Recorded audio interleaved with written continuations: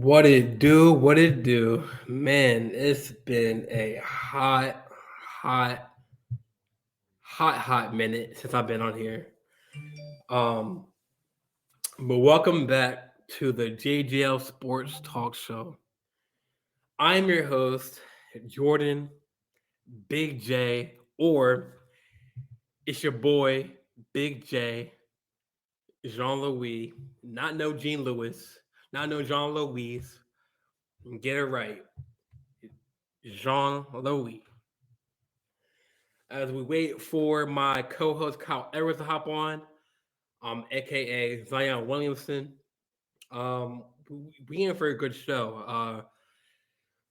I know my skin. I got a little darker. I got that from my cruise. We went to hence the introduction music, the island music. 'Cause I'm an island boy. um, yeah, we went to. I went on a carnival the Carnival Cruise Line. We went to the Bahamas, Amber Cove, which is the DR. We went to Grand Turks. Now, I did go to Grand. I did go to Turks before, but for my 21st, I went to Turks and Caicos, which is like the main island. But I never been to Grand Turks, which is beautiful, clear water. Did snorkeling with the rays, stingrays, snorkeling, saw some fish. Pretty cool. But I got a nice little tan. You know what I'm saying? Still peeling, but hey, we back to it. I got my graduation in May, May 23rd. So I'm excited for that. But the important thing is we are back in business. Um, but yeah, like when I was on the boat, I saw some news that Odell Beckham Jr. signed with the Ravens on a 1 year deal.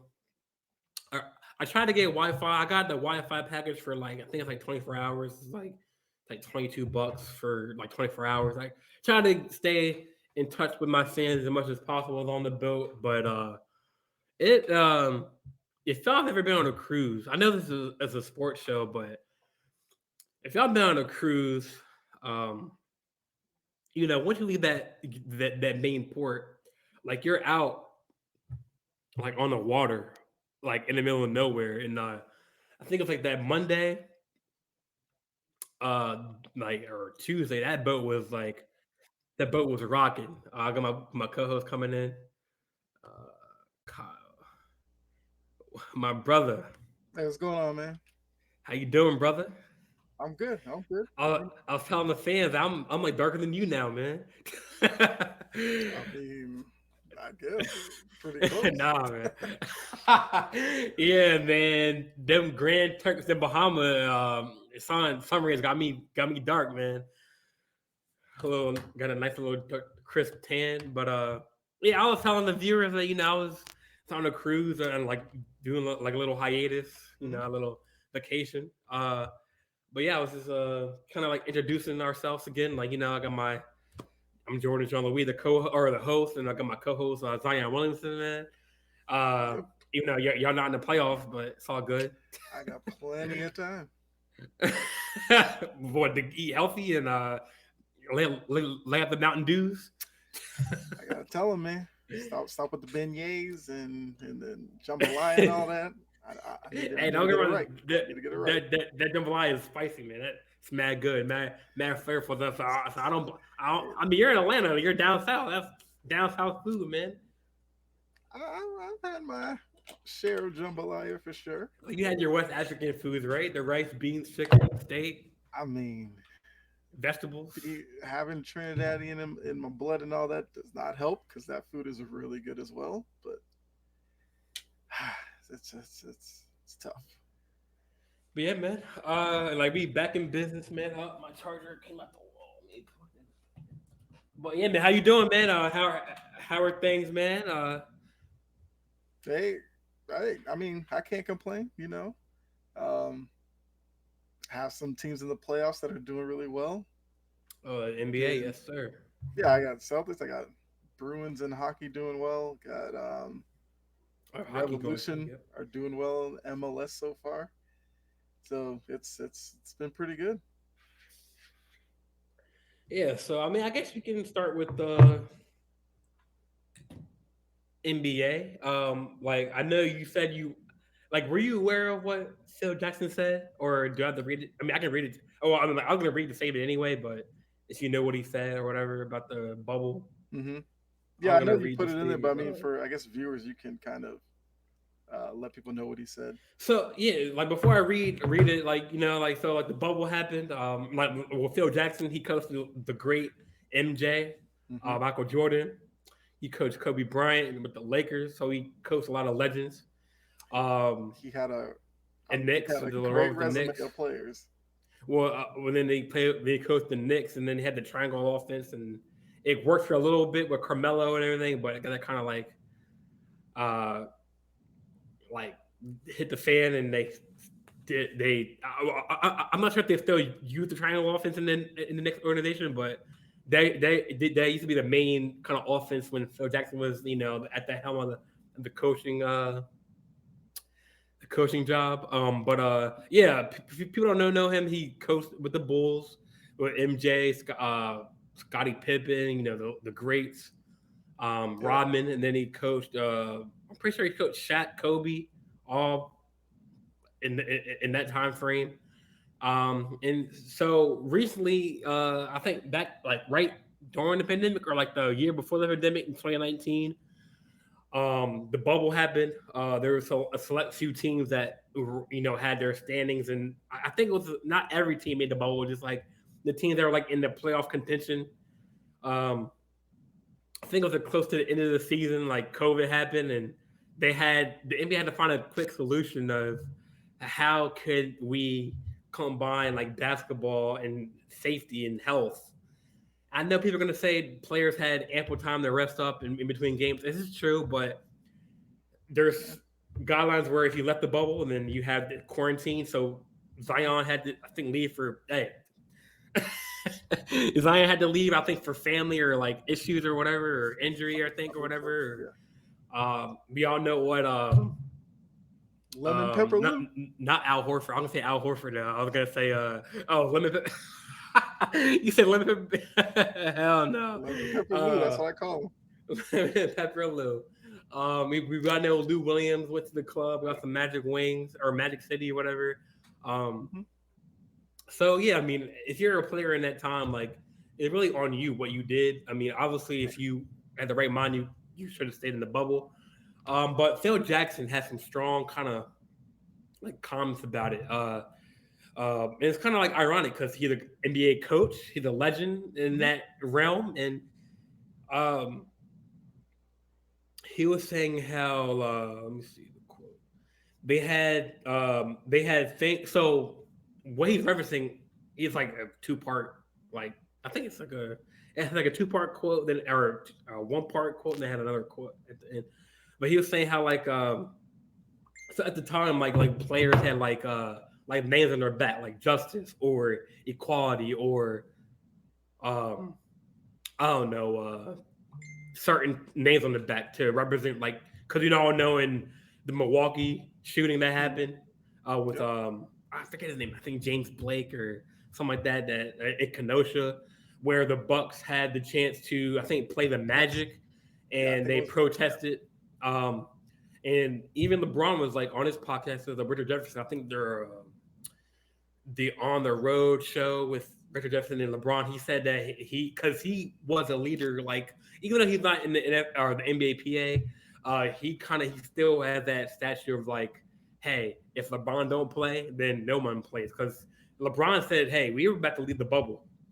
You know what I'm saying? They were like he had thoughts of leaving it, and um, so for what Phil Jackson is saying, it says they had things on their back like Justice and funny thing, and a funny thing happened like Justice just went to the basket and equal opportunity. Oh, that's another name. Knocked him down. Jackson said, some of my grandkids thought it was this is from Yahoo Sports. Some of my grandkids thought it was pretty funny to play up those names. I couldn't watch that. It was trying to cater to an audience or trying to bring a certain audience to the game. He said, and they didn't know it was turning other people off. People want to see sports as non-political. Politics stays out of the game. It doesn't need to be there. Well, Phil Jackson, sir. Yes. Okay, you are right. Sports and politics is two totally separate things. One is strictly sports, and but nowadays you have we all know like the January 6th insurrection of the Capitol, right? That Yep. was during the NBA, kind of like that. I think it was during the NBA season that went on. Um, so he does have a point where you shouldn't really mix race or political things into, but it's in this day and age, it's hard to do that. But now, He doesn't have a point to me, but I mean, I'll let you finish. well, as it comes to like, I mean, as well, for I guess, all right, in a sense, like this is a show, a sports show, right? Hmm. It's not like CNN or like Right. Politico or Fox, right? It's doing Right. sports, Yeah. right? So that's where I'm kind of coming from, like where he has a point where it's like, okay, but brother, Phil Jackson, man, I respect you, brother, but this statement is wrong because don't you get it? Like Bill Russell, rest in peace. Hmm. He has dealt with more race. Wait, I mean he played in Boston, your favorite team. I mean, obviously you weren't around that time when that all that severity was going on, but you have Bill Russell Hmm. playing where the civil rights was going on, and to know that, and it comes back to the Kaepernick situations, kneeling down for what is right. Yep. Colin Kaepernick did not kneel because he hated the flag. He knelt down because he said it in the meeting. He said people are being oppressed. People of color are being oppressed by Yep. cops. Now, at the time, an officer, shot. I don't think he killed the guy in Milwaukee. He's thank God he's living in Hmm. Kenosha. Um, but Phil Jackson, man, you are. I wish we had like a one of those experts like, you are wrong in this situation because Yep. how how can you say that when you know it's tough times? We all saw. Was it what was the recent? Well, that was all black cops though. But remember what state was that in? Was that is that in the recent one? That I was want to in what? say In Kentucky or Kentucky. Tennessee. That wasn't the school. I'm talking about like the stop, the traffic stop, the black guy that got beat by all those black cops. Yeah, I think that It was was. like it was like recently I think that was Kentucky or Tennessee. I don't know. Kentucky. They're starting to run together now. I couldn't. I couldn't tell Yeah, you. but when I saw this statement and I saw like the live interview, well, not the live interview, but like the highlights of the interview, like I kind of have lost a little bit of respect for like Phil Jackson because like he obviously doesn't take away what he did in the NBA as coaching and stuff, but like Mhm. you're wrong.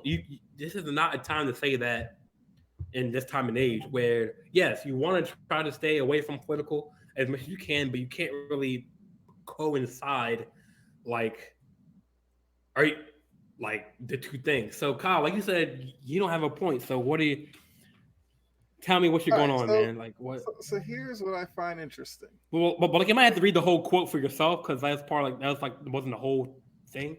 Let me You see if said I can enough find that any I. more. I mean, you said enough that I get the Oh, general idea because okay. there's a bunch. Okay, go There's ahead. Go more. ahead. I don't think it's a mystery. You need to read between the fine lines. Oh wait, that's Pippin's. Sorry. Um. Yeah, my bad. That's a Pippin quote. Okay. Well, it's funny. Well, one, Phil Jackson's 77 years old. He's set in his ways. That's probably how he feels. He's also not the only one who. There was plenty of people when the bubbles going on that came out on social media and would always say, "Oh, I turned on to watch a basketball game, not a political statement. The NBA's lost me." My response to all that was, "Deuces. Didn't need you anyway." I find it funny how you mentioned it. Kaepernick did his thing, Oh, they took had a slogans. knee. Other players They joined they in. had slogans on the floor on the baseline. It was Yeah, catering. It was trying to cater to it. This is like to the audience. They didn't know it was turning other people off. So yeah, I So didn't mean to cut if you it off. Yeah, turns off the people who don't care about social justice, I got something to tell you. I could care less about what you think. These are players who are seeing what's going on around the world. They're allowed to have an opinion. If you don't like it, that's on you, not on them. And like I was saying, you brought up the Kaepernick thing. He took a knee. The people who wanted to pay attention knew why he was doing it. and look, 2 years later, George Floyd happened. Exactly. Um, a certain person who was in the White House as president decided to push himself into that story. You can say That it. made it. Don't be scared. It's Trump. Trump said it. I'm, Trump I said mean, I'm not scared. It's just that I just don't like the hey, guy, so I'm like, yeah, I don't even it's want all to say his name. good. But it's like Oh wow, all right. Yeah. he's the one who made it political. So how come it works that way, but it can't work the other way? You know, he based his whole platform off of these athletes taking a knee. He said several things like, if I was running the league, I'd kick them out. I'd make sure guys stand up. And remember, there was the whole Villanueva thing with the Steelers, where because he has a military background, he almost felt conflicted because he wanted to be out there for the national anthem, but most of his teammates wanted to stay in the locker room, so that became a story.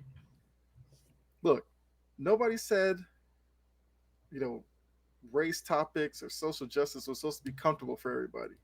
It's supposed to be uncomfortable. It's whether or not you want to engage in that or you want to pull yourself away. Some people want to hide behind the fact like keep politics out of sports. You could very easily change the channel. You could stick to the sports that kind of steer clear of topics like that and enjoy your day. There's no reason that you need to tune into the NBA knowing what's going on. Like people knew, they announced before that the bubble, they were going to push this. So people knew that going in. So you can't tune into it and then go, oh, I don't want to watch this. You already knew. So look, Phil Jackson, like you said, great coach. I'm not going to take that away from him because You know what? I might take a little bit away from him because I'm not a only well because I'm not, but I'm gonna talk and then you're gonna. I mean, yeah, I'll let you finish.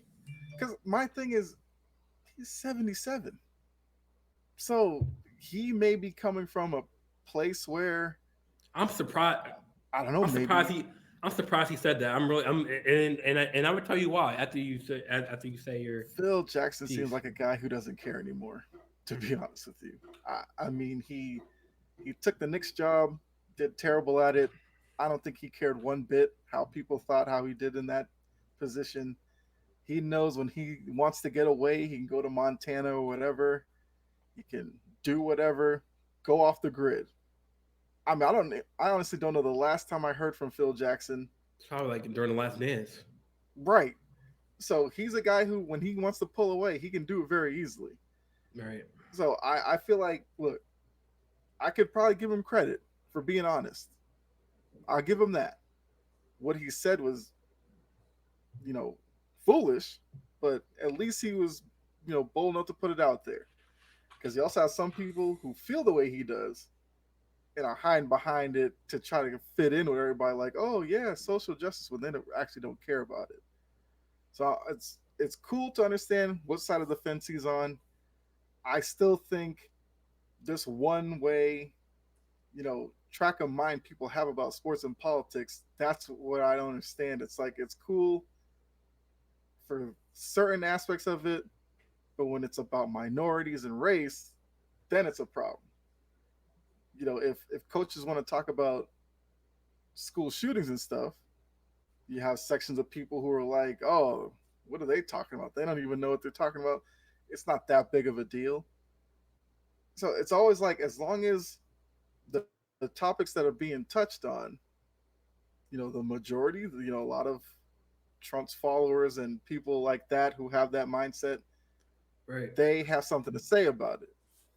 If it's other aspects that fit into their narrative, they cheer for those people. Because we saw the NASCAR race with the kid up there, the fans going, after you Biden, he became a celebrity, even though he was indirectly involved with it, where they turned it into that other slogan I can't remember. But it, look, it's a world that we're in with athletes that feel more empowered to speak up, to react, and you just got to live with it. They have platforms, Snapchat, TikTok. There's plenty of platforms out there now.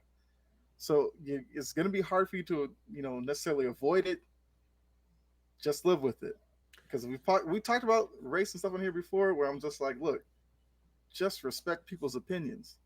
Not everybody's going to have the same opinion as you, but that also doesn't mean you have to vilify everybody who thinks differently than you. Yeah, like Just the reason why. respect it and move on. Like the reason why I said it was like before I said what I had to say, like I said it was ironic because first he was an NBA coach and he Mm-hmm. said he doesn't watch the NBA because of this. It's ironic too because like he can't really talk because like he's coached some of the greatest black athletes of all time and made millions off of that. Kobe Bryant, Michael Jordan, Scottie Mm-hmm. Pippen, Dennis Rodman. I mean, he kind of like made money off their sweat and blood and effort, and then you're gonna come out and say, oh, that's because they had some social justice names on their back or on the court or on the backboards or anywhere. Like, I mean, to be honest, yes, basketball is competitive, but in my opinion, like the bubble was probably the most fun because it was just strictly basketball. Like obviously, yes, crowd watching the crowd is awesome, and Mm-hmm. the actual crowd get into it Mm-hmm. is cool, but it's kind of like going to like a YMCA or like or just an open gym, just playing ball. But you have the best players in the world. Yeah, obviously, okay, the COVID and everything messed that Yeah. up with interaction, but I felt that like the players like did a good job of playing as hard as they could and doing everything they could to make the bubble work. And I think Adam Silver, I don't know all the numbers yet for like how they're as far as like COVID cases, but they're pretty low as far as after the turnaround. And like I felt it's kind of like funny and ironic how, well, not funny but ironic how Phil has coached some of the best black athletes in the world, and that's Mm-hmm. why I'm not gonna take away from because he coached some of the greats. But Yeah. you need to show some respect, man, because some of these like he has made millions, and even Jalen Rose came back at him and kind of said what I said. He said you can't make this up. The same Phil Jackson that won championships with some of the greatest black athletes in the history of the game, Michael Jordan, Scottie Pippen, Shaquille O'Neal, Kobe Bryant, Rose said made millions on their backs and off their sweat equity. I mean, Mm-hmm. it's true. In at this day and age, I mean, obviously, yeah, I mean, I respect people's opinions and like you said, people come from different backgrounds of the world, have different Yeah. views on race and social justice and stuff, and that's fine. But like, you don't come out and say you don't watch basketball because of that, and your grandkids thought it was funny. I mean, you don't want when your grandkids get to a certain age. I mean, I'm not a parent yet, but I know like once you get to like a certain age with your grandkids, you want to have your grandkids um, when they get to that age, have some respect. Like you don't want to like you don't want to teach your kids or your grandkids, hey, disrespect this one race or respect this one cause, or you want them to be Mm-hmm. open. And that's why I respect Kyrie in a sense, where because I know Kyrie has his certain things, but with the You know whole how I Amazon feel. thing, Yeah. but the other thing is like he's donated money to certain organizations with the committees in Brooklyn. Mm-hmm. Um, he has he has a strong stance on race and everything. Like that's okay, but when it comes to like this, like talking down on the NBA, oh, I'm not gonna watch it because of this. Like you said, there's freaking Nickelodeon to watch. There's CNN to watch. There's MTV to watch. There's freaking Netflix to watch. But I Go mean, watch Fox it kind of pop some popcorn and have a party. it kind of irked me when I saw the comments. I don't know if you saw the comments like before I mentioned that to you on the text messages, but like, I mean, I can Yeah, tell I you were did. kind of like, I get the whole because I heard it when the bubble happened. It seemed like every day you'd read something from somebody like, "Look, I'm completely off the NBA." There's actually people now who still will be like, um, "Forget the NBA. I don't watch it. Haven't watched it in years. Don't plan on going back to it because probably out of all the leagues, that's the one league where the players probably speak up the most." And like I or have the said, more have more freedom. Yeah, too. Yeah, yeah. some people they don't want these athletes out here speaking like they work for CNN. They Right. want, they want the athletes from back in the day, meathead, jock, all that kind of stereotypes that athletes had. That's what people love. They just go out there, they played, they went home, cool. Not today. They'll they'll have a pre-game press conference. They'll speak on things. Play the game. They have a post-game press conference. Speak on issues. And as I said, yes, they're athletes. Number one, well, actually, above being an athlete, they are a functioning member of society. So anything that happens within society is fair game for them to talk about. They're Because involved. Yeah. if LeBron wants to go on a 20-minute tirade about school shootings, he's got kids. He's not just an athlete; he's a dad. He's Right. allowed to feel some type of way about that. And the I don't know why we got to a point where it's like these guys can't talk. Because I know you talked about before. I mean, probably not on the show, but way back where it's like the whole shut up and dribble thing.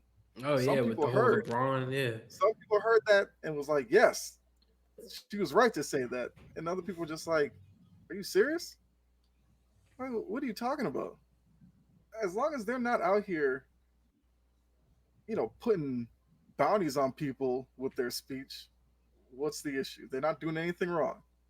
Right. They're just voicing their opinion. Yeah, that whole shut up and dribble, that was some bull crap, man. Like that whole like, it's kind of like Yeah, just shut up and play. that lady became a celebrity amongst certain pockets of the country because that's the way they felt as well. Yeah, I just don't. Yeah, I don't. Yeah, like that's kind of like that comment that he made kind of irked me in a way that's like, damn, like show some respect, man, because like, come on, like, Some people are afraid of what they don't understand. and I'm shocked because Phil Jackson's kind of quiet, like you say, he's kind of like that low key kind of like the last time I Yeah, seen him was probably in the Last Dance, and like he's probably I don't know where he lives at now, probably he L.A. does an somewhere or whatever. incredible job hiding. I don't He know. I does. don't know how a guy who coached Michael Jordan, Kobe, and Shaq finds a way to But completely Jordan's kind of, I disappear. mean, Jordan's quiet. I mean, all the greats are kind of quiet. Like Jordan's kind of secretive a little bit, even if he's the owner of the Charlotte. But he's kind of like low key.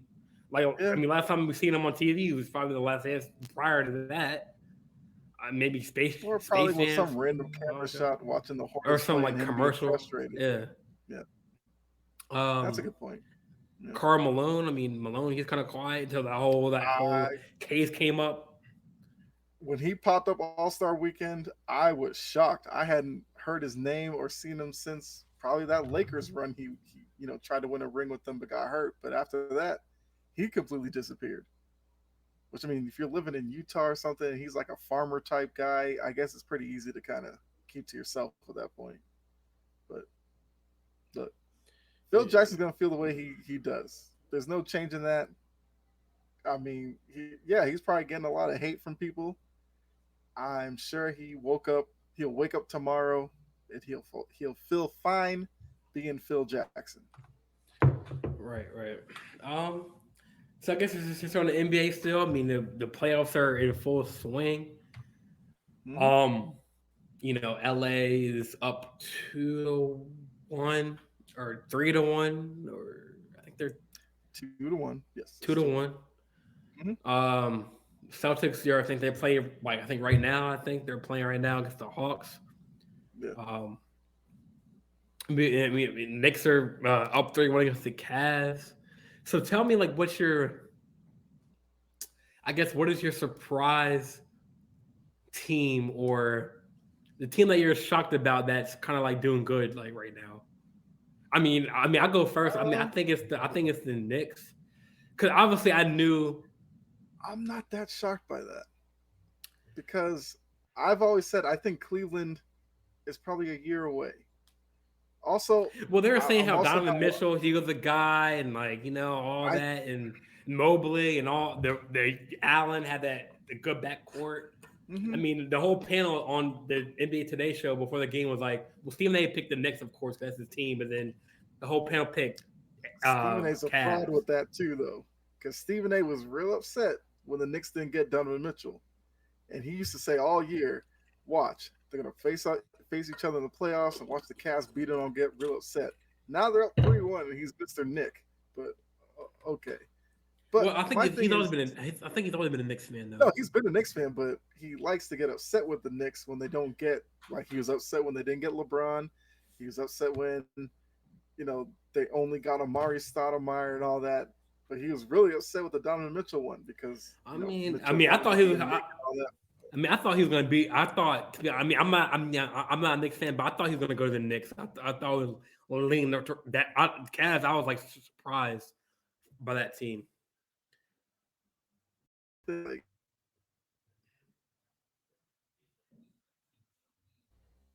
those Jazz teams always fell short, and it looks like this Cavs team's going to fall short. Maybe Mitchell is, I don't know if I should say he's like a number two, but maybe he's a 1B and you need another guy with him. Just putting Mitchell in Cleveland with Garland, Allen, Mobley, and stuff like that, clearly it's not good enough unless they somehow turn it around and win three straight against the Knicks. But, Mhm. if they lose to the Knicks, I wouldn't have picked Cleveland against Boston. I wouldn't have picked them against Milwaukee. Philly would have been a challenge as well. So I think Cleveland's kind of a 5-6 seed with Donovan Mitchell. For I guess for the futility that Cleveland had all those years post LeBron, I think it's fine right now for Cleveland, but they're gonna have to make some moves to try to improve that team. Um, it's been like a lot of interesting series because I mean, you and Lakers Nation love the fact when Golden State was down 2-0. What do you mean? You're a Lakers fan too, right? I told y'all I joined sabotage and it's not working right now, but I'm not giving up.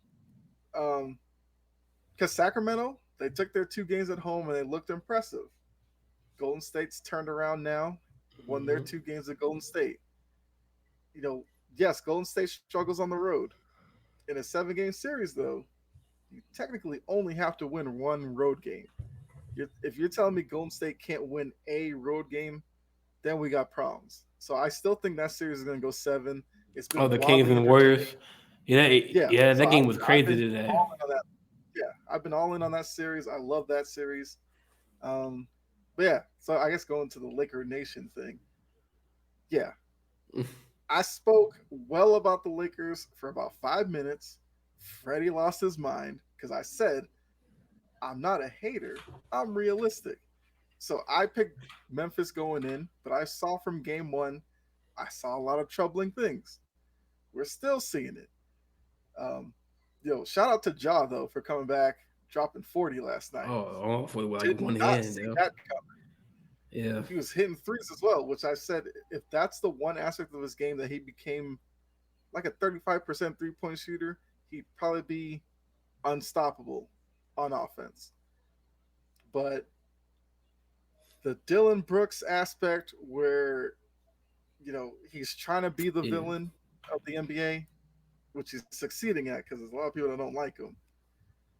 I think Memphis as a whole is trying to portray themselves as, grimy, tough, little dirty. And, if they want to be that, then they need to wear it. They can't try to be like that and then people ask them about it, be like, oh no, we're just misunderstood. Embrace it or don't do it. I will say, I know this was a big thing in the group chat. the Dylan Brooks play was not a flagrant two. I Yeah, I could get down with a flagrant one, cool, but there was no way that was a flagrant two. yeah. At first glance, I thought it was a flagrant two, but then I look back on it, it was like a flagrant one, at Yeah, least. and the league was right to not suspend him. I think that would have been making it worse if they suspended him for the next game. Well, did they suspend Harden though, or no? For the one I game? don't think so. Because, I like don't you think they said, did. because you made a good Well, I point mean in the that chat. series is over, so I don't even think people Oh, I care forgot. anymore Oh about that one. shit, it's over. Damn, I didn't even know that. Yeah, they swept him. I mean, I gave Brooklyn Mm, hopes of winning a game, but they couldn't even do that. But I still think they're in a fine position, minus KD and all that. They just need to bring in another alpha guy. But Yeah, but yeah, yeah. that play from Dylan Brooks, LeBron crossed over. It looked like Brooks thought he was going to bring it in front. He went behind the back and he hit him. LeBron did his thing, rolling around the floor, hand over the face. We've seen it. We've seen it. The minute I saw him go down, I was like, "Here we go. He's gonna get ejected." It was bound to happen, and But it I did. know it is a groin shot. Like you don't want to hit nobody. But he wasn't trying to. I don't know. Who knows? Dylan Brooks. I don't know. I mean, I know he in that play. As He bad as probably people wasn't. felt about the Harden one seemed I didn't worse even. because Yeah, Harden had that. the ball, like jab step, it just went like that. What was the purpose of that? Dylan Brooks was guarding him, stuck his hand out like, So you bring up a good point, Kyle. Thank you for bringing this up because like, how do you feel about? Do you think it's fair that okay? It's like for like Draymond Green, right? He has a history mm, of so the 2016 LeBron James kick to the groin.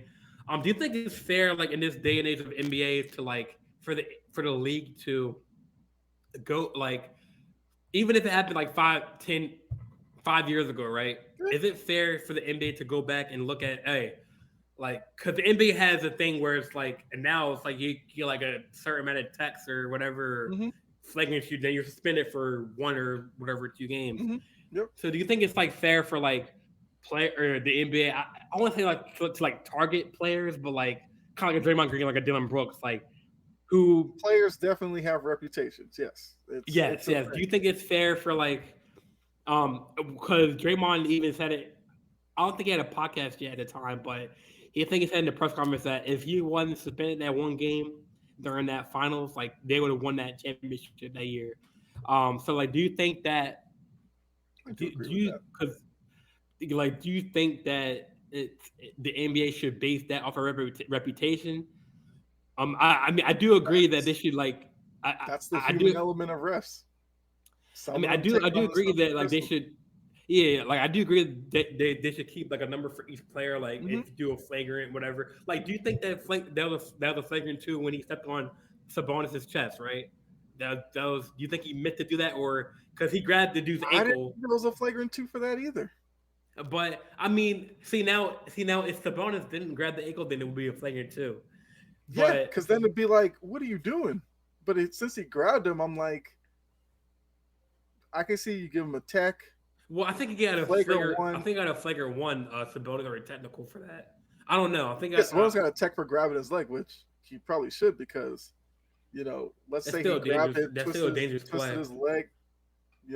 Green could have rolled his ankle or something. It was just unnecessary, and for that aspect, Do you Sabonis got think the flagrant players are one. going to take advantage of that, or like reputation, like Draymond Green? Like, so you have the Patrick Beverleys of the world, you had the Dylan Brooks, you had the Draymond Greens, players who don't really put up numbers, but they're players that really They have to toe the line. That's the only reason why they're in the league. right. Well, that's their It biggest asset to being in the league. They they like, do you they play think close to players the like that line. try to push the rest of boundaries like that? Like, do you think it's Draymond's intention every game to get a technical or flagrant? Because I mean, he had the league on notice. Oh, your audio kind of cut out a little bit. Of mine, you said my audio cut out. Oh, now it's better. I don't. It keeps on. Yeah, it's better now. Oh, okay. Yeah, I think there's several instances where Draymond will kind of go overboard to get a technical to fire his team up. That's fine. Everybody does that from time to time, Right. but there are sometimes, well, maybe not even Draymond, because Draymond actually, for as much stuff and antics that he does, he kind of gets a long leash at times with some of these refs. For what he did last year in the finals against the Celtics, he should have been kicked out of like three of them games, but the refs let him do it. What do you do? I forgot. I didn't like like during the finals. He did stuff to like Jalen Brown. He did stuff to Smart, Grant Williams. I remember the Jalen Brown one. Like Jalen Brown went down on the baseline, and Green like purposely held him down so he couldn't get back into the play. And Oh I wow. think Jalen Brown kind of looked at him and then got up, and the two of them got face to face or something like that. But he was just going wild in that series. But I've seen um, Jason Tatum is one. He kind of had a reputation going into this year of complaining a lot. And there were several games where he would just give a ref a look and he get a technical foul for it. Oh yeah, And like I'm oh like, I that's forgot. clearly Yeah. off reputation. They're trying to tell him, we don't want you complaining anymore, so we're just going to tee you up. He kind of backed off from it. I think stuff like Yeah. that, if you want to do it every once in a while, fine. But if it becomes like a regular thing where, because a lot of players understand when certain refs are playing that they're in trouble because they might get a tech because this ref is a little bit more sensitive than that ref. That should not be part of the NBA game plan. Like, I can't. Joey Crawford was a referee who didn't care. He would throw out, you know, star players in front of the home fans and get booed for it, but he did his job. I think now a lot of fans are like afraid to upset the home crowd, so they'll do stuff to make sure that they stay on their good side. And I'm like, you shouldn't ref that way. But I mean, I don't know, man. It is what it is with referees. I think some players have found a way to kind of play the game with them. Other ones at times they go too far and they get caught. But I mean, I don't think you can necessarily fix that in any way. Right. Right. It's just for like yeah, the playoffs has been pretty good. I mean, I know it's high intensity basketball, like in the playoffs, like as it should be. Mm-hmm. Um, yeah, I mean, so the Lakers, they're up 2-1. I think the LA took the first game. John Moran injured his wrist in the first game, missed the second game, um, and then they did Grizzlies take back game one, or did they Yeah, win Grizzlies two won games game in? two. Oh, got you. It's gone back and forth. So Lakers got one, Grizzlies won two, Lakers won three. Got you. Um, so Dylan Brooks, like poking the bear, um, saying I whatever he mean, had to all he say. said was LeBron is old. LeBron is old. I mean, yeah, I mean, but Not like he called him.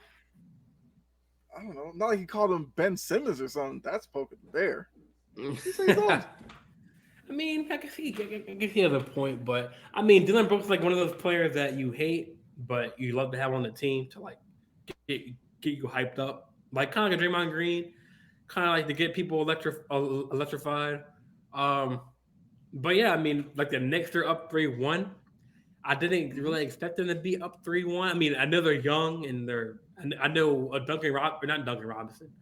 Mr. Robinson, I know he was hurt in the playoffs a couple times, like in the past couple years. So that brings them some versatility on the rebounding. Randall, I don't know what the hell is going on with him. Like he be throwing up bullshit ass shots. This is Julius Randle. I It's hope his just kid. some people I hope his fail to kid's not in the. remember that. I hope his kid and wife is not in the audience because remember during the All Star game, like his kid was like made the face to him, like. That's that's Julius Randle. That's why But he made some. I guess. I guess he can I'm some so lucky torn ass. on that. I don't I guess know. he made some lucky turnover and some turnaround shots. I guess some Hail Mary shots. But Yeah, some nights he just um, has it and you just give it to him, but other nights where it's like he wants to take those shots, I'm fine letting him shoot those. right. But yeah, I mean that was a good game today. I feel like every time Donovan Mitchell touched the ball, he's either getting it stripped or he's getting it poked out and turn the ball over, This left this and is right. Utah Donovan Mitchell all over again. So I know Darius Garland tried to he was pretty good today. Hmm. Um, but I mean, it was kind of close all game. And then in the fourth quarter, I guess in the or late third quarter, early fourth, the Knicks started to pull away. Um, but now, I mean, they either had to go against I think Miami or Milwaukee, right, in the next round. That's Yes, I mean, barring Giannis come back, I mean, I would say Giannis. If they're being Giannis will be too back. He'll be back. well, he'll be He's back. But just what if waiting. he? He's just waiting. Well, if he comes back, yeah, I mean, they still gotta stay cautious because that back, man. I mean, it's kind of like. Giannis I mean, no, I'm is not. I mean, whatever. I'm not really worried about Giannis. I'm just saying, like, just like gotta be cautious still, with that back. Eh, Now with the Lakers, I'm confused as to why the Lakers signed Tristan Thompson. Oh, I'm so glad you brought that name up. I was gonna bring it up, but Uh, no, because because like one time he's on NBA with TNT or ESPN with Malika Andrews and the ladies, hmm and then one day he's on in purple and getting a gold little too on the close bench. to the ladies. Yeah, Oh, well, I thought that was just Jalen Rose. I thought he that's apparently he all. touched his Man, Malika's underarm or whatever. I don't know. that clip is wild. I've seen it like Wait, he 8 times. didn't I'm like, he didn't even do anything. He was just it was like like on trying her to be shoulder. Why friendly. did she go get your finger under my armpit? And then I was like, you Dan just was go like, around "What?" sticking your finger in people's armpits? Like that's your thing? Like, what? Yo, get your boy Zion over here, yo. Like, bro. That is wild. Just go around sticking your okay. Hey, Jalen Rose, I look, don't. it's I your don't think. world, man. But he had his hand on his shoulder, like you said. I don't think Yeah, it was in a. But he's um, still on the network, so it can't be that big of a deal. who I mean, Jalen maybe they Rose? won't. Yeah, maybe they won't work together for a while, but he's still on ESPN. Yeah, but like I don't know why they. Because I've assumed. I mean, I know Rory is doing good. Hashimura, that was a great signing by them. But I'm confused as to why like they signed Tristan. I know that I know why. I I know they played with LeBron, or he played with LeBron before. That's why. That's it. But how come they don't You, play him like on the bench or like would in you play this? him? Huh? Would you play him? I mean, if AD was in foul trouble or one of the key players, I mean, yeah, you can still get boards. I'd rather put Lonnie Walker down there and take my chances. Lonnie Walker No, in the I'm center. kidding. I'm kidding. No, I I'm mean, about to look, say, bro. Tristan Thompson can grab rebounds. That's what he can do. Offensively, bit of a mess. Free throw shooting, bit of a mess. I feel like he's probably break glass in case of emergency type. Like if, because I mean, you still have Gabriel. They'd probably turn to Gabriel before Tristan Thompson. Like Thompson, if Thompson's playing, AD probably fouled out early, or the game's out of hand and they're just throwing him out there. I think that's the only time you see Tristan Thompson in the playoffs. Plus, he does all right. I don't know how this is gonna come across to you Laker fans, but Lakers got a lot of corny dudes on the team, and Tristan Thompson's pretty corny too. But because the whole ice in the vein celebration that like 4 or 5 of them were doing when Schroeder hit the shot in the playing game, That was a tough shot though. I That was. wanted to turn my TV off. Oh, they're doing I, like the number three. one, that's D'Angelo Russell's thing. Y'all Well, can't yeah, be doing that. yeah, that's Russell's. Yeah. And Dennis Schroeder, you're the last one to be doing that. But whatever. Um, Let the Lakers have their shine, man. That was a playing game. Like, I hope it lasts a couple more games. Memphis, y'all, Memphis. If John Morant's watching, win 3 straight. End it. I can't take it. If the Lakers win this round, it's gonna be at least 4 more games of Lakers fans talking about, oh, we're gonna shock the world. I can't. I can't take it. I can't. I mean, End it. well, whoever advances, who do they play next? The They would Warriors, I think. play. The Warriors or Kings. Yes. That could I be an mean, interesting series. Either one, if way. you're a Grizzlies fan, the fact that you'd have to go Lakers first, a team that you created this hatred against, then to Golden State, who you have hatred for based off of last year. That's a lot of emotion. But um, I mean, look, I'll give the Lakers credit for games 1 and 3. They looked really good. Game Yeah, like, two, which is the one that they probably like a lot of Lakers fans thought game two they were going to win when they knew Morant was going to play. yeah. They didn't play that well. So now we're going to see Well, game. well, they said that they played better without Morant on the floor. They kind of did. No, they don't. You take Morant off the floor, you have nobody who can break down defenses. You have nobody that's a real threat, like at the rim. I mean, Bane kind of gets into the lane every once in a while, but he's more of a perimeter guy. Jaren Jackson sometimes just looks awkward in the paint.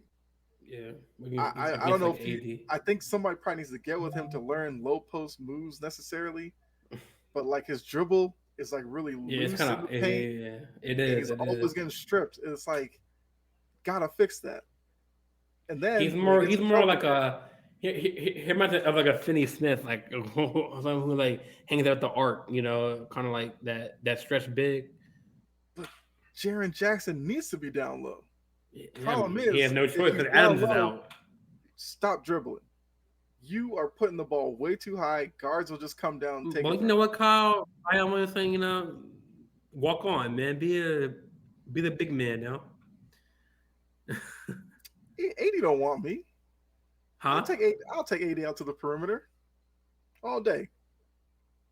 80 doesn't want to guard me on the perimeter. He don't want it. I still haven't seen your shot, man. Like you, I think you're bullshitting now. I guarantee you I'm not, but I can shoot from the perimeter. I want to see your shot, man. I'm curious. But next time I go to a court, I will record it. I haven't been in a while, but Like you said that the last episode, and I haven't seen it. and I haven't gone to the court. When I go, I will record it. Well, I guess when you say gym, I meant I thought you mean like court gym, like at LA Fitness, whatever. But If I go anywhere that has a basketball hoop, I will record my shot. you don't have a basketball hoop at your house? No. Oh, you kind of had to, I thought you did. Like you had to think about that. You're like, No. I don't. Nope. No. Yeah, like I used to have one, but we had to move houses. If I did, I'd be hustling people in the neighborhood. Oh man, one-on-one. but I mean, like anything we missed. I mean, as far as playoff matchups, I know you got the Nuggets. They're 3-0, but the probably ended tonight after this Hawks Celtics game. I mean, Jokic is doing his thing. When is the Oh, now I wanted to ask you because Mhm. since Brogdon he got the sixth man of the year, right? Rightfully. I think you know where I'm going with this. Maybe not.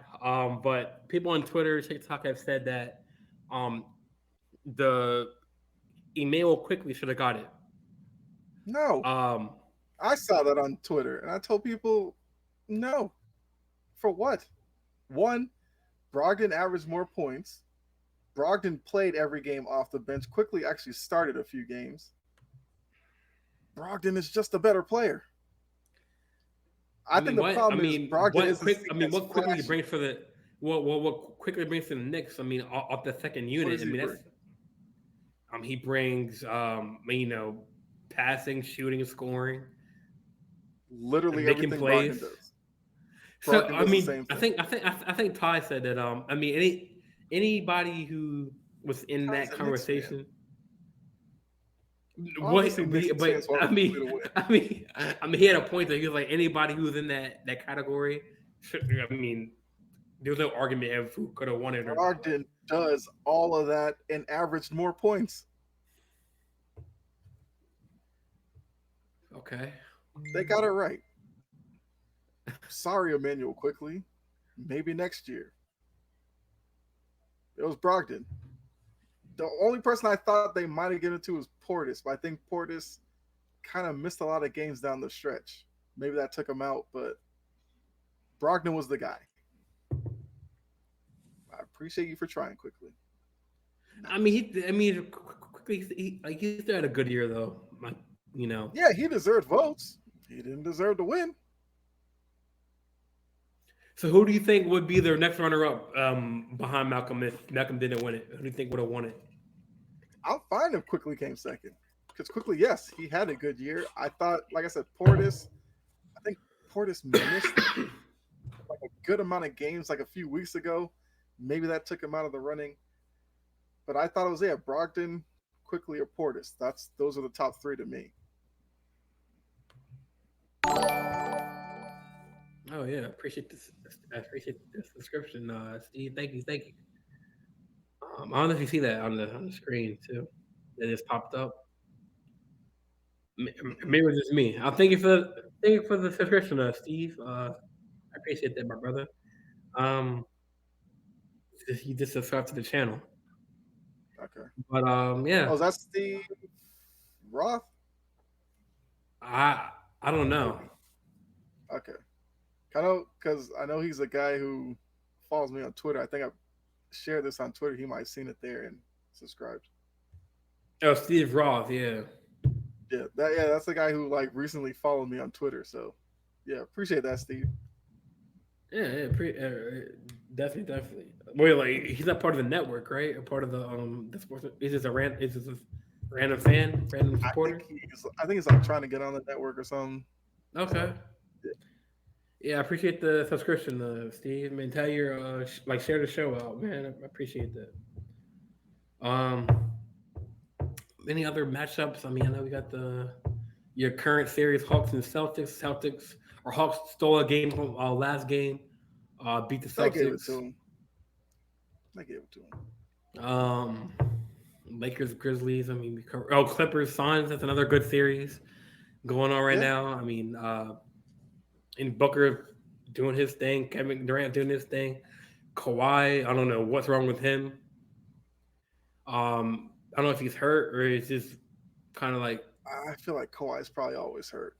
To be honest with you, I just think he's another guy whose body probably has just robbed him of a great career. Well, I can't say it because he still had a great career, but probably robbed him of a better career. We knew coming into the league, there was some whispers about him having like arthritic knees and all that. Maybe he's at that point where his knees are just continuously going to be a problem. He's going to have to manage it really well, which is probably why when people are like, why he needs to play more, and you ask him, he'll be like, I only care about the playoffs. I kind of understand why. His body only has so many games in him, and he doesn't want to waste it just for a regular season. It's kind of a terrible mentality to have and be open about it, but the Clippers didn't bring him there to win games in the regular season. They brought him there to win a title because Steve Ballmer, if the Clippers ever won a title, look out for that man. Like he may jump in a hot air balloon, throw money down. That guy would lose his mind if the Clippers ever won a title. So, yeah, unfortunately, I just think he's always going to be hobbled. yeah. I mean, he was going off for a couple like had a couple. I think games 1 and 2. Then he got hurt. Yeah. Um, but that's another good series to watch out for. I think it's 2-2, right? Side up. Is it? Where are the Suns ahead? Hold on, let me see. I actually have it right here. Suns standings playoffs. Is it? It might be 2-2.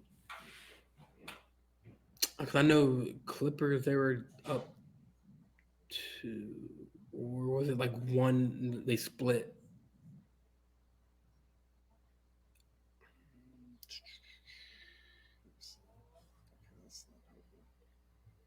I think Clippers won game 1. Yes. No, I think Clippers are down 3-1. To be I was honest, about to say, I feel like the Suns kind of won every game after game one. because Is that like an NBA like live NBA like bracket whatever? Yeah, I mean NBA.com is probably the best place to go. All right, so let me see. The next game is Tuesday. Yeah, it's 3-1 Phoenix. Yeah. 3-1 Phoenix, yeah. Yeah, 'cause I was about to say, I feel like ever since the Clippers won game one, I feel like it's been all Phoenix since then. Right. Like I'm on the NBA site. It's just they have like the plan. They have like the different seating. They don't have the who's winning each. Like they don't have like the. They should, because I feel like I've gone there. Hold on. Probably have to like search around a little bit. Yeah. So my actually Miami's up. Miami's up. They're up two Yeah, mine one. was up too. Yep. Okay, so it's updated. Cleveland Knicks are down or up 3-1. Phoenix or not Phoenix. I mean Philly. They're advanced. Celtics 2-1. Atlanta. Uh, Memphis or Nuggets up 3-0. Nuggets 3-0. Suns 3-1. Yep. Kings are 2-2, and then Grizzlies are Lakers are 2-1. So yep. Looks like Kings Warriors might be the only one that goes 7 games. What do you think? Who do you think wins the Lakers and Grizzlies series? I picked the Grizzlies before the series. I'm gonna stick with it, although I feel very shaky about that pick. Um, Don't poke the bear, Kyle. Don't poke the Lakers, man. Scared of LA You better be, because man. Because if I've said AD's this before. When they won Game One, I said, "Show me what you got in Game Two." They came out it, flat. Now after that is this performance in next Game game in Three, is this it's next in game in LA. LA? It's in LA. So Game Four, do not let Memphis win that game because then that just shows me the same inconsistencies that they had during the regular season are following them in the playoffs. So basically, they can end it. If the Lakers win They like have a shot to Monday end it Game Five in in Memphis. Memphis, Yes. And if they lose there, at least they have Game Six back in LA. right? If it goes to 7 What's up, in Zach? Memphis, I think LA would be in trouble. I don't know if I would Gotcha, trust gotcha. them the way this series is going to win a Game 7 in Memphis, but I mean, okay, so because looking at it, Jaren Jackson is struggling with AD. That's just what it is right now. If Jaren Jackson somehow turns that around, I'd feel better about Memphis. I just don't see it. Um, I think I think Kennard needs to get going because he's somebody looking at this series. I thought he was a guy who'd be able to get open threes and knock them down. Well, I mean, I can't really put it on him last game because everybody was bricking in the first half for Memphis. Luckily, all that game meant for all the embarrassment of what they have like 9 points in the first quarter. It was just one game. Game four is completely different. So if you are a Memphis fan, um, look at Doug look at is look at Doug is the end. hilarious, man. I gotta read his message, man. He's like, speaking of the Dylan Brooks situation, he was like, first of all, because it's kind of odd that Brooks was talking all that shit to LeBron, and then when it comes when the Lakers beat the Grizzlies the other night, like he didn't want to talk to the media, and Douglas was like, first of all, Brooks is done. All it took was a few days for him to talk, then don't want to talk. He's in his own head. Secondly, I appreciate him because he has ticked us off. Now, there will be on vacation in a few days. There are some bears that you just don't poke when you're on the passenger side of the car instead of the driver's, which is job. Brooks Brooks Mouth is all NBA. His play is G League. But let's be honest though, he talked about LeBron. The MVP of Game Three was AD to me. It's not like LeBron dropped 40 or 50. It was AD. So I'm not mad at Dylan Brooks necessarily. So if you're gonna tell me that him talking about LeBron poked the bear of Anthony Davis, that's not on Dylan Brooks because Dylan Brooks was talking to LeBron. AD, that problem, that's on Jaren Jackson.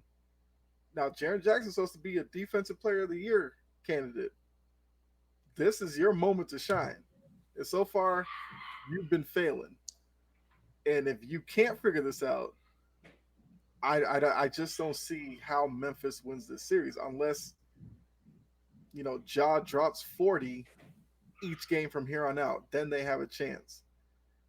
I will say, like, the end of the fourth quarter when Memphis really made it interesting, if you're a Grizzlies fan, you could be optimistic by that because the way that game started, it looked like that was going to be like a 40-point blowout. But they made it interesting late. That's what I'm holding on to as somebody who picked Memphis. I think I picked Memphis in 7 games. And to be honest with you, it could still go that way. The first quarter of game 4 will tell me a lot about this series. If the Lakers come out and have another performance like game 3, this series will be over in probably 5. If Memphis comes out and plays really well, I think it could go 6-7 games. Oh, you're muted. My bad. I mean, we're come up on like almost 2 hours. Oh, I guess it's 2 hours almost. But we can definitely talk about this last thing, and then we can move on to like the NFL and like the. I guess next we can talk about the fight, and then I guess end it with the NFL draft and everything. But like Dylan Brooks did come out and say that he hates how, because like he's a villain, I guess, in the NBA right now. Like he's one of the villains, like Draymond Green, and he said that like the media and the fans create a whole different persona of him that factored into the game 3. But I mean, even Jory Williams in the group chat said that like I don't get where he's coming from when he opens his mouth. Well, she's also a Lakers fan as well. Is he a Laker fan too? I I didn't know was that. shocked by that. She actually is one. For some reason, I thought she was a Hawks fan because she's in Atlanta, but she's a Lakers fan. I thought she was a well, there's no Tennessee team in the NBA. Yeah, she's a Titans fan for football. Yeah, that's kind of threw me off with the NBA. That would kind of throw me off too. Yeah, because Freddie one time was like, my Lakers family, and he mentioned Jory, and I was like, Jory's a Lakers fan, and she was like, yep, and I was like, oh my god. Oh yes. Yeah, I think I'm gonna have her on the show. I think next week, sometime or maybe in 2 weeks. She wants to come on the show. Y'all see what they trying to do to me?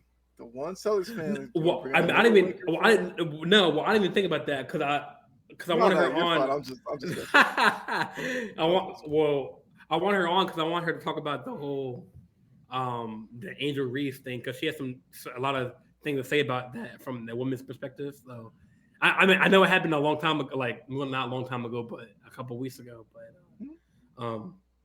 real quick, I did a TikTok on that. It was such a stupid subject, but yeah. I mean, real quick. Oh yeah, for sure. Real quick, talk about the fight. I know you didn't watch the fight yesterday, but for all the viewers who didn't see it, Gervonte Tank Davis from Baltimore, Maryland, representing the 410 443, just like me.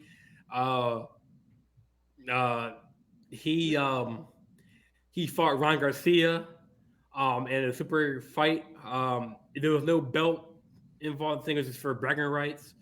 I mean, I was excited for this fight. I was hyped for it. A lot of crap talking, which that's all for promotion and stuff. And I did see the Sports Center back and forth with the two of them. Yeah, kind he was like, he was like, I'm gonna. I think John. He was like, I'm gonna come to your room. He was like, come to my room. Like, I guess they're in the same hotel. I think whatever. Because apparently Ryan Garcia kind of blamed or not blamed, kind of like, because like Gervonte, I guess him and his camp were spying on them in their gym to see what they were doing. Like and the Ryan whole rehydration thing or something. Yeah. What is what is that? Is it like a certain amount of weight you have to be at or whatever? I think it's something where you'll see boxers cut a lot of weight just to make weight for the weigh-in, and then after that they'll rehydrate, gain some weight after it. Because technically all you do is make weight at the weigh-in. After that, you can kind of do what you want. So I guess for So Tank, if he you was like, at the weigh-in, if I you're think like Tank was like, one, if you cut weight to make the weigh in, that's what you're fighting me at. I don't want you blowing up like 5, 6 pounds coming into the fight a little bit heavier. I believe that's what it is. I'm not gonna say I'm like the biggest, boxing fan. Like I'll watch boxing, but I think that's well, what it apparently actually. it's beneficial for both fighters because it's fair. So I don't see what the pro problem with this thing. Oh, how like it was rehydration. If if there was no rehydration clause, Ryan would have won. I mean, to be honest, it's I think it's I, fair game because you watch enough boxing, you get a boxer who loses, they will come up with every excuse in the book, yeah, like and everyone. people were saying the fight was rigged. I mean, there was something 7 rounds. To be honest, I thought that it wasn't rigged because one, I think that knockdown that he got against Ryan Garcia in the second round kind of stunned him a little bit, and then seventh round, I mean, even Lamar Jackson, like I think he responded to a fan, and he was like, "Oh, it was rigged." And Lamar like subtweeted and tweeted him. He was like, "Imagine you getting hit by Gervonte Davis in the liver area because it happened so quick. I thought it was a punch that went up high. You know what I'm saying? And, like he got it like ducked, kind of like, and then it was a good tactic. And there's something like, hey, why didn't Ryan Garcia get up and continue? Like, okay, imagine this you getting hit in the liver as hard as you can. Not just like me hitting the Kyle one punch just for the hell of it. I'm saying it's like if I'm really pissed at Kyle and we're in a boxing fight and I hit you right in that liver, like you ain't coming back up. You know what I'm saying? And he got up, but he did. He was like, and Davis was like, he was playing mind game. He was like telling them, hey, get up. He was like, nah, I can't. Mhm. So it's like, yeah, people, I get it. People wanted to go the distance, and I think he even called it. Gervonte, he was like, "Oh, I'm gonna knock him out or knock him down in 7 rounds." I think he's talking to Brandon Marshall. I think in an interview or whatever. Because some high profile celebrities had Gervonte winning in the seventh round, and that's why they can't. But no, like imagine you getting hit as hard as you can, real punch to the liver. I mean, people are saying that like a liver shot is like more crazier or That's deadlier probably than that's a probably a headshot. separation of hardcore boxing UFC and maybe not. I wouldn't say casual because it's such a negative word to say you're a casual fan, but maybe somebody who's like a boxing fan in passing, where you assume headshots are how you knock people out. Right, You right. can knock somebody out with a body shot because, like you said, you hit somebody in the liver enough. That's not a Like pain you want to it continue looks like with. it felt like it was like on the button too, like right under Yeah, the nipple, like area like that. yeah, that's painful. You get hit there enough, and Even in the stomach, like just like anywhere standing up, in it that rib feels cage like, area. yeah, because just standing up will feel like you're kind of stretching it out, and it'll get painful. And then you're kind of boxing like favoring that side, and that's the worst thing as well. So, Then yeah, imagine if if you or if you know or what you're doing, imagine you can put somebody down right like or with a like body imagine if shot. he did get up right and there's stunned him. Like even if he got up, Giovanni would have attacked it again in that same area or even on the other side. So it's like, yeah, I mean, I get people wanted to go to distance like 12 rounds, but I mean, I thought it was too, but like it happened so quick that punch, like the way he ducked and he hit him on the button, like it it was a perfect time shot and like, but like, what if Ryan got up and continued to fight because he had the chance. It was like 10-second count, so like he got Mm-hmm. up like he's on his knee about to get it. He's like, nah, I can't. Like so, but imagine if he did continue to fight, he would have either knocked him out because he would have been stunned, or he would Yeah, have if he's targeted, favoring the liver, he's leaving his face open. Now he's just gonna beat him or up there. favoring that one side, hit him with another shot to the other side, or Yeah, so. I smart mean, boxers wouldn't understand how to attack that if he starts and Davis is favoring right. the liver. Like in the press conference, I think. I mean, I don't know if you know. I mean, like, I don't know if you watched enough boxing, like me and Dylan do, but um, like Gervonte Davis, I think would be the best like in this generation of boxers the best all around Okay. fighter, a person who a boxer who can move his head like Mayweather, like head movement, foot agility, person who can have. I mean, don't get me wrong. Both boxers had knockout power. I think Mhm. Garcia had the left hook, which he's always like, oh, his left, which is dangerous. But Gervonte, that's Davis kind of said that in the press conference. Like, you're not really a true boxer because like all you have is a left hook. I got more things. You know what I'm saying? It doesn't look like Davis was even tired in the 7th round. I think he could still go on for 12 rounds or even more. I mean, he was Mhm. more not saying that Garcia wasn't conditioned for the fight because he still looked good like coming into the fight, no problems. But Gervonte, no with no argument, like he is probably one of the best all around boxers we've seen since like Mayweather, where he obviously Mayweather has been in his corner, but now at the press conference, you usually have your trainer, your promoter, your manager. I mean, I know I didn't see Yep. Mayweather because there was. I don't think TMT or whatever they weren't behind it. I think it was his Golden Glove promotion, his own promotion. I get that. So Mayweather wasn't there at the press conference, but Okay. Oscar De La Hoya, he was there. And I don't know if I was tripping, but I did not see Oscar De La Hoya in his corner at all that night. And he was talking all that shit. I think so. I guess for Garcia, but just like Melvin, I think no, I think Martin Luther said in the chat or Chris said that like I think that Oscar just wanted some of Ron Garcia's money because obviously if basically if you're in the UFC or in the boxing like at a press conference, usually it's just the fighters at the press conference in the UFC, but like usually at a main event for boxing, it's usually the fighter, your manager, Mhm. your promoter, Yeah. and I think it's kind of odd to not see Oscar there. Something might have happened. Um, Something might have happened where the press conference and the weigh-in, or the last weigh-in and the last showdown, something happened. Um, but yeah, I did not see him in Garcia's corner. I don't know if that would have made a difference.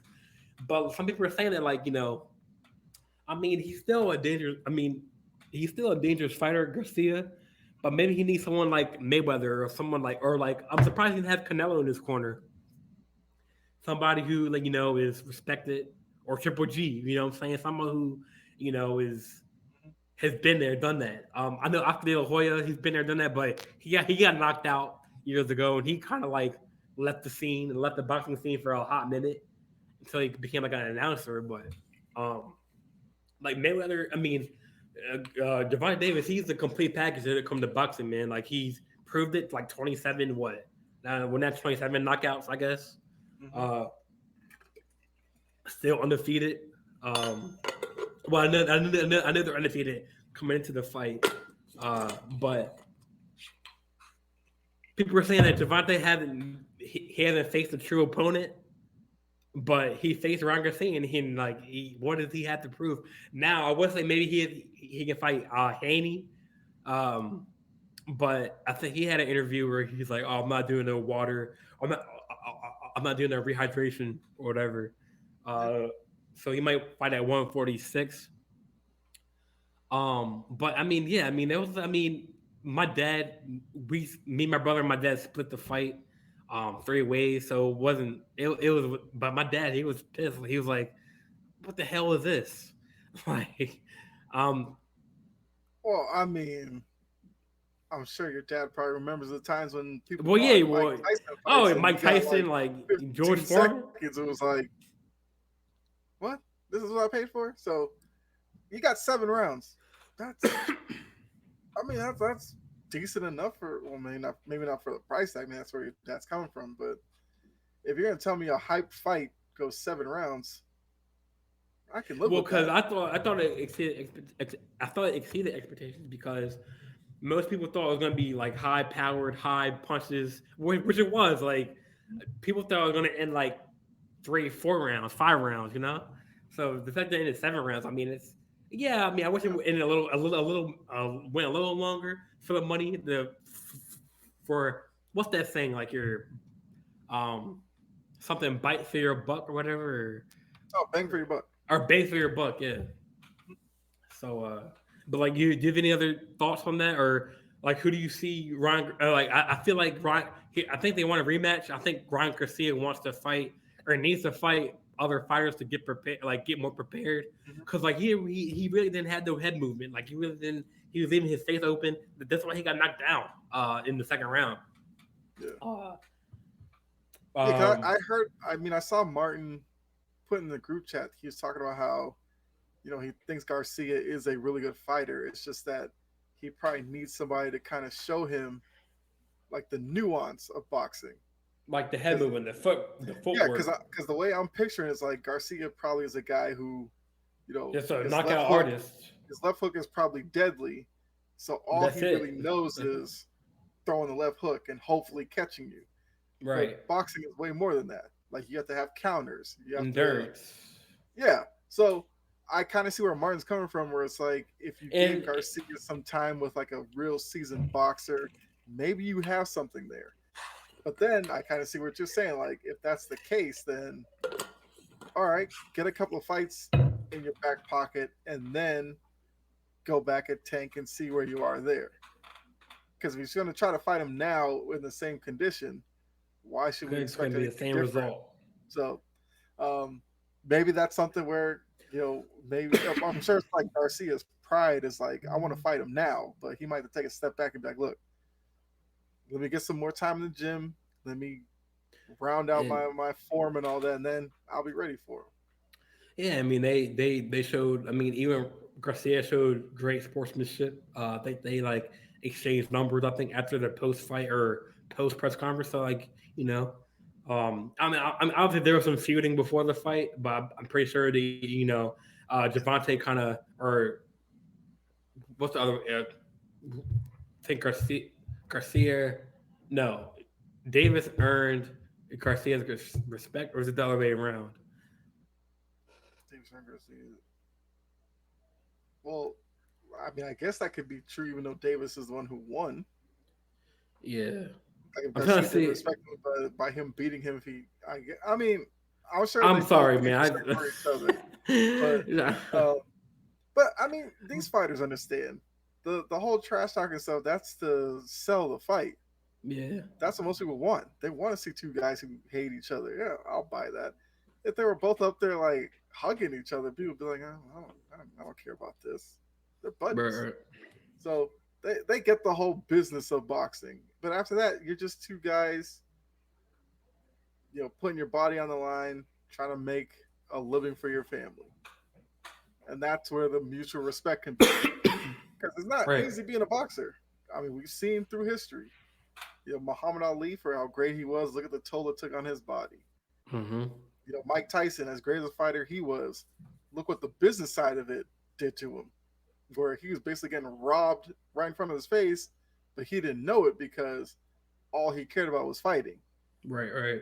And you know, boxers, they understand they get into this game. You gotta be careful. You gotta be careful with who's handling your money, who's in charge of promoting you. Like you got to be really careful about the people who have access to you. And I'm sure because of that, boxers when they meet up, they're like, look, we're fierce competitors, but we're just trying to make it in this wild world of boxing to be at the top, win belts, have the future set for your kids and all that. So there has to be Right. Right. Right. respect at a certain point. Right. All right. Well, before we close it out, let's go to NFL. I know when I was on the boat, there was some breaking news that happened on the Ravens front. Mm-hmm. Odell Beckham signed with the Ravens for 1 year for like 15 million, I I thought think. the breaking news was Lamar signed. I made a joke. Oh, wait, what? What? I said I thought the breaking news was Lamar signed. Ha! I made a joke because that I still hasn't mean, happened. well, I was, well, I was gonna ask you like, with the Odell signing, kind of like push the It needle. doesn't change a thing for me because they asked Odell, "Did you sign because of Lamar?" He told everybody Lamar didn't make any guarantee he was coming back to Baltimore, which let me know that OBJ just went there because Baltimore offered him a boatload of money for 1 year.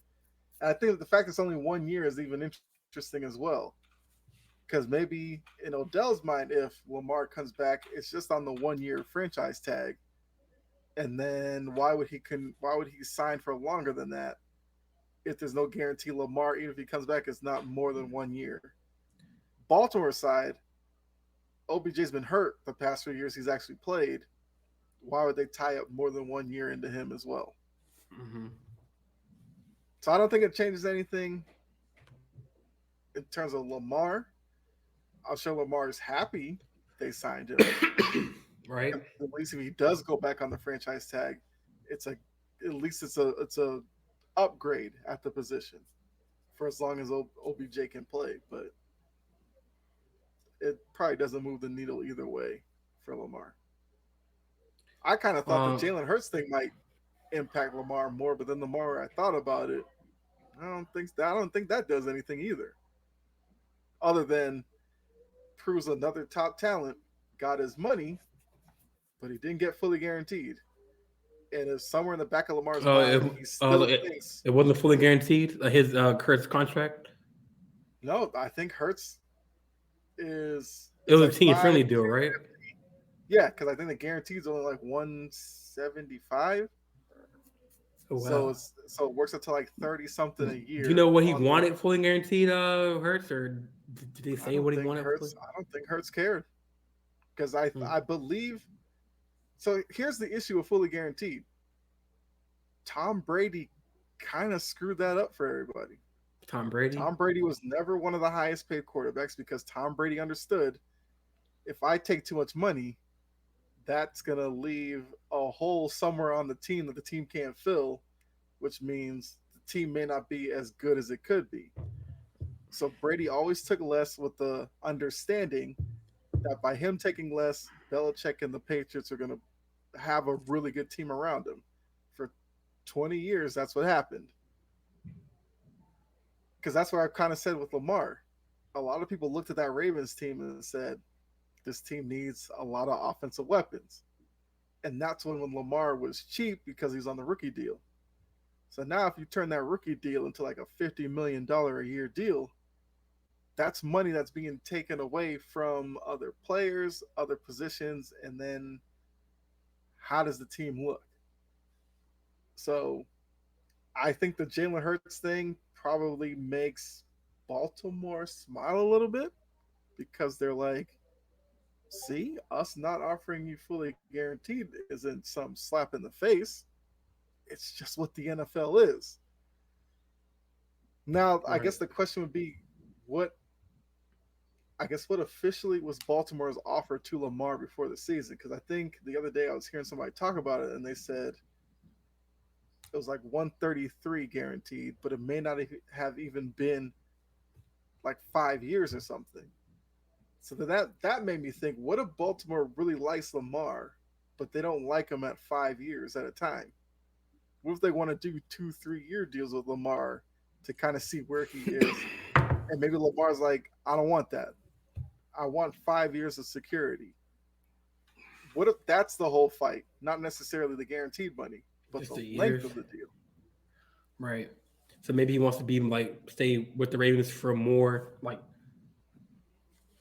not in terms of money, but like maybe like Most Mahomes, like 10 years. most franchise quarterbacks they get at least 5 year deals.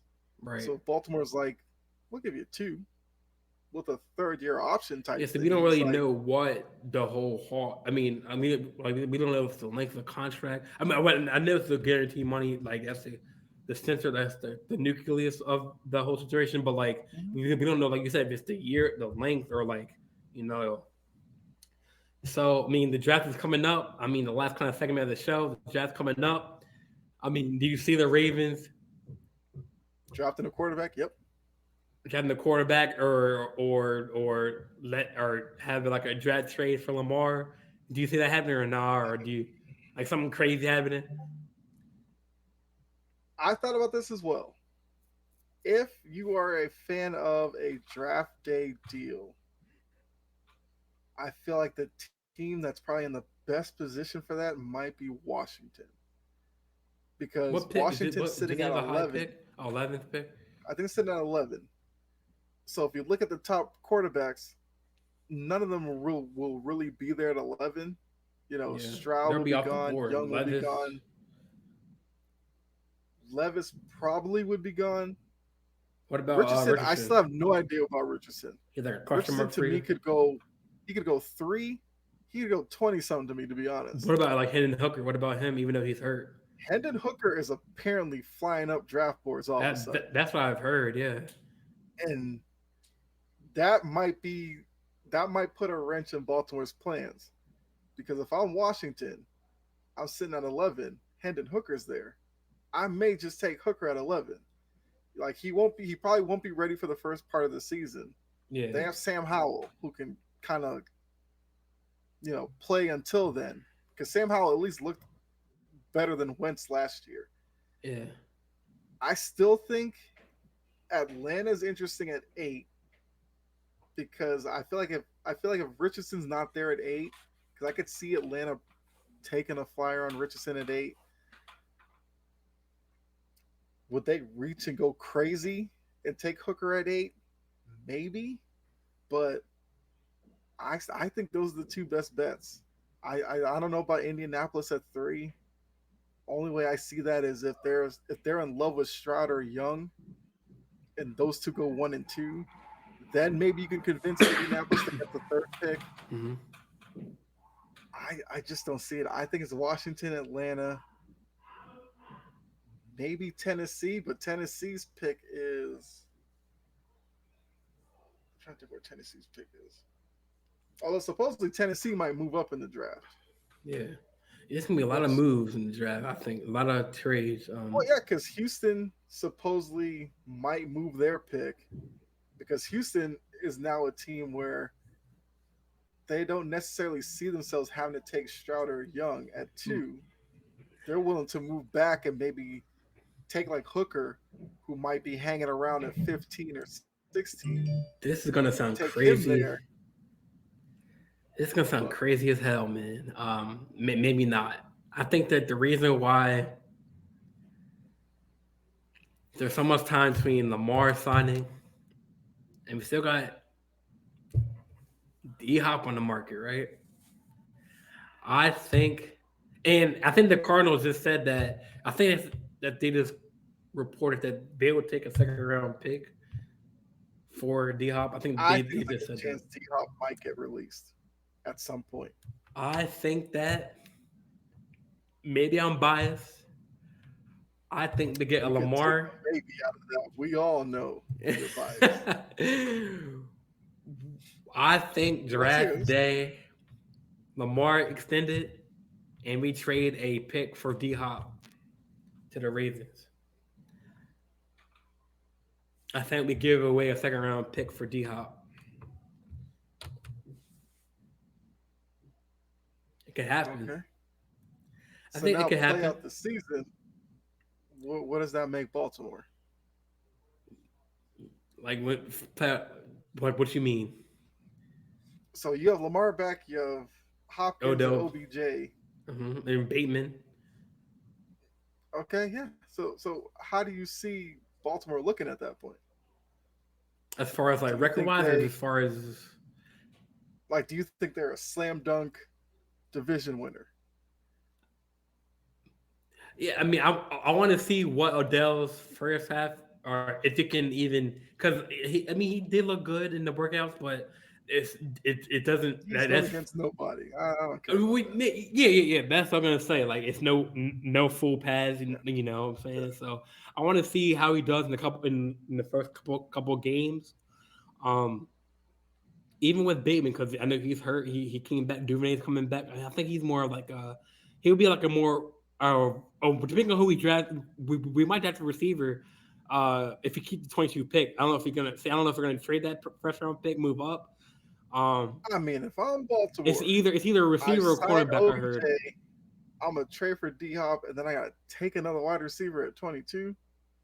Well, That's it's either receiver or cornerback. But I'm just saying. because you could bank on cornerback. Baltimore is gonna take a defensive player in the Oh, first yeah, round. so, I think. well, are you saying that if we get D Hop in trade, or are you saying no D Hop? we're And still if good you at don't get D corner. Hop, I think Baltimore goes defense at 22. I mean, I mean, the draft is all about if you don't move up or down, it's all about the next player available. It could be a D end. It could be that dude. Well, he might go higher. He might go probably earlier. Like Van Ness or whatever his name is, whatever He that won't be there. defense. Yeah, but if we were getting a receiver, if he's there, I would like Jackson Smith and Jigma. If he's there, He or won't be Zay there. Flowers, He won't be there. we'll see. We'll see. Because obviously the first couple are gonna be quarterbacks and like maybe, and maybe some DN, some linemen. There's Maybe a I'm good assuming. chance JSN probably goes in the top 12. Zay Flowers probably goes in the top 18. Oh, forgot about Addison too. Jordan Addison.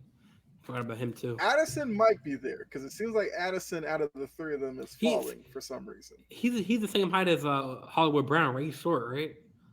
Or is he taller than him? Addison's not a big guy. Zay Flowers isn't a big guy either. Yeah. Like Zay Flowers had to put on weight to get people to actually notice him. Right, Before the right. combine, he weighed like 165, which was Like Jack, I crazy. mean, even well, I'm not. I'm surprised the LSU wide receiver is not being looked at like as crazy from LSU. He hasn't really been in the limelight as far as receiver talent. Um, Keon He was Butte. never going to be a first round. He was never going to be a first round guy. Oh, really? Hmm. He But was seen as a second, third type wide receiver. Johnston will be there at 22 because who? Johnston's another guy who's kind of He's from TCU, right? Yeah, he's He's a kind of big body. falling right now. Is he a big body receiver? Yeah, that's his one claim to fame. He's a big body, tall guy who can go up and get it. So Yeah. if that's what you want, he'll be there at 22. I feel confident in that.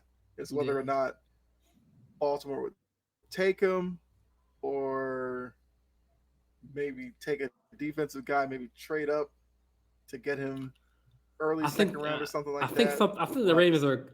I think I mean, they've done a good job in the draft. They got Kyle Hamilton. They got Hal Lindenbaum. They drafted really well. It's not like they're a poor team at drafting players. I mean, obviously they got Lamar Jackson at 32. I mean, so they've done in the past. They got Patrick Queen from LSU. I mean, so they've done a good job at drafting players. I don't have any doubt of we're gonna. I think the Ravens are gonna. They're cooking something up on the low. So hopefully it's either moving up in the draft this or whole staying put. offseason's been on the low. They better be doing something on the low.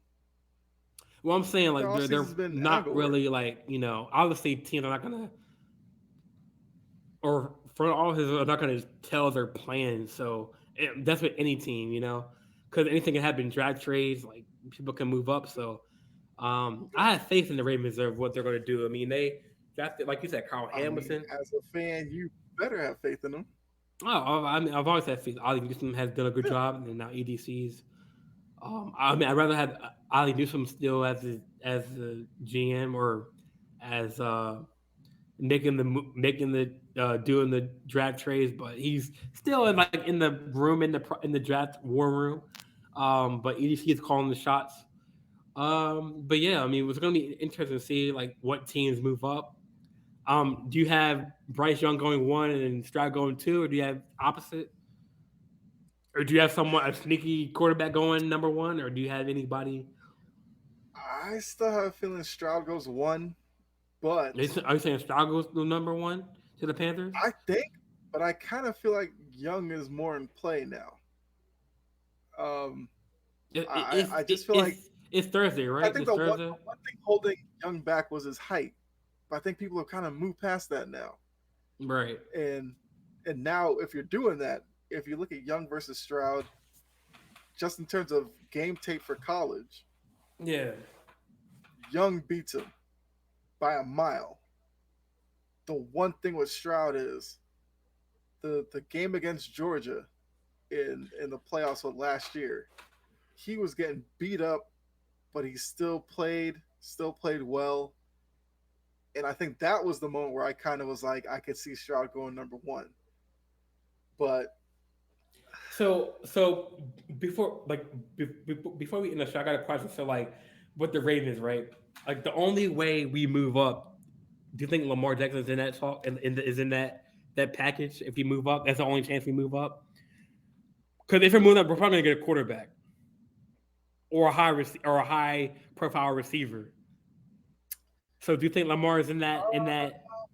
Because do you think if we stay put at 22 or 23, Lamar is probably not in it until maybe after the draft? But if we move up, do you think Lamar is in that conversation of moving up?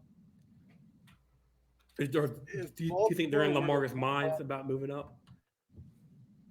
if Baltimore moved up to like top 8, I'm assuming that's because Lamar is getting dealt.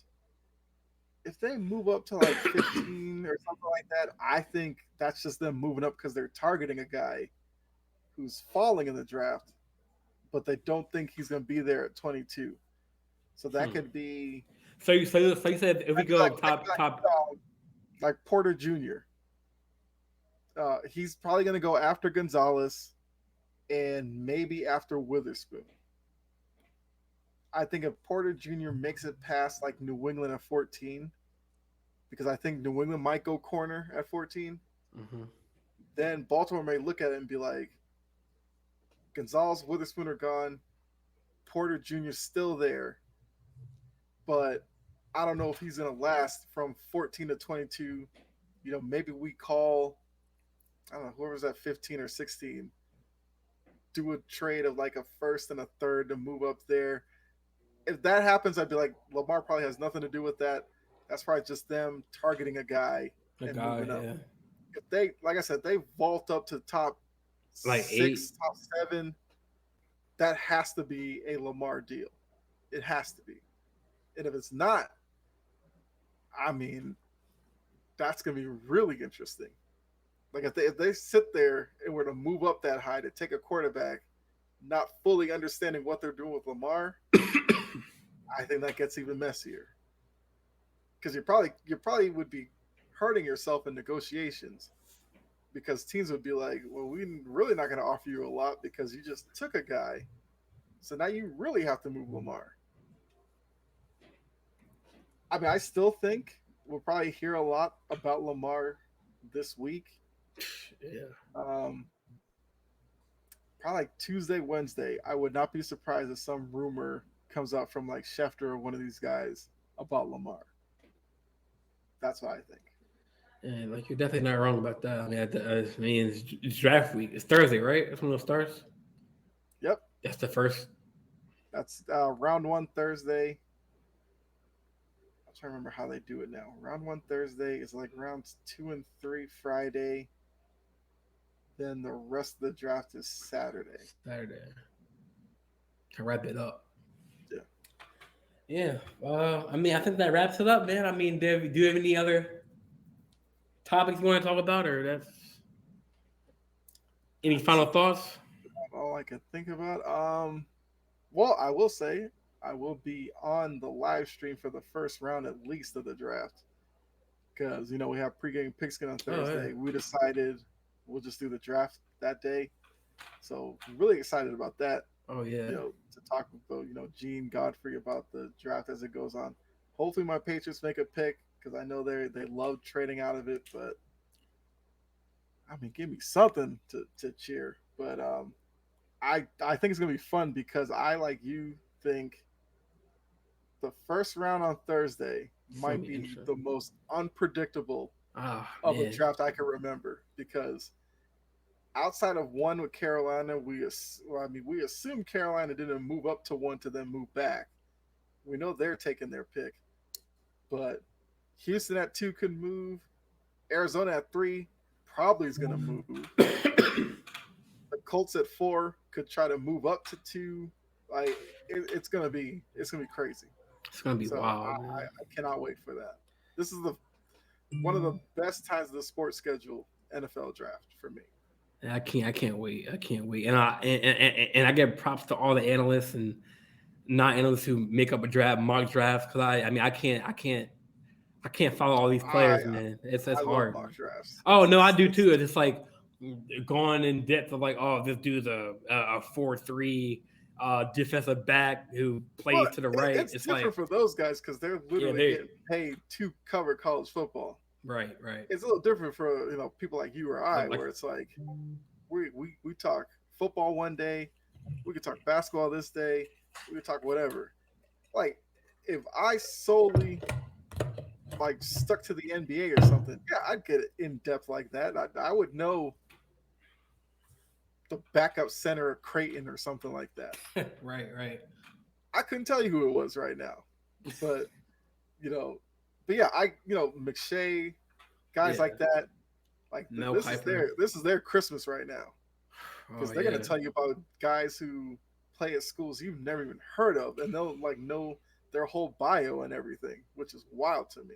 But um, hey, that's for the love of their job, and I give them all the respect in the world. yeah, yeah, man. I think the thing that wraps up the show. I'm Jordan Jean Louis. I got my co-host Kyle Edwards on the show, man. I know we have the cheap seats. I think tomorrow Hmm. on the network, and then we have the big three. I'll be back on there. I got allergies, so I'm recovering from allergies. That's why I didn't come on the show. I was sick, but I'm getting better, so I should be good for Tuesday's show.